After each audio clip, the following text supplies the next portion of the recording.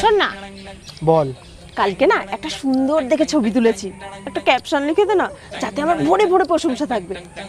শোন না, আমার একটা প্রমোশনের মেল এসেছিল, তো এখানে ইংলিশে রিপ্লাই করতে হবে, করে দে না। কালকে কলেজের গ্রুপটায় সবার সাথে খুব রুড বিহেভ করে ফেলেছি, তুই একটু বড় দেখে সরি লিখে দিবি ইংলিশে, সুন্দর দেখে। এগুলো শিখে নে কিভাবে করতে হয়। শোন না, কালকে না ফ্লিপকার্ট থেকে একটা ভুল পার্সেল চলে এসেছে, একটু রিফান্ডের জন্য কি লিখতে হবে লিখে দে না প্লিজ প্লিজ প্লিজ। দে। কি হলো? আরে সেদিনকে এই সুন্দর দেখতে ছেলেটা ছিল না, ওকে মেসেজ করেছি, কতক্ষণ হয়ে গেল রিপ্লাই করছে না আমাকে। কতক্ষণ আগে মেসেজ করেছিস? 2 সেকেন্ড। তুই একটা বড় দেখে এসএমএস করে দে না, যাতে ও আমাকে ফাট করে রিপ্লাই দেয়।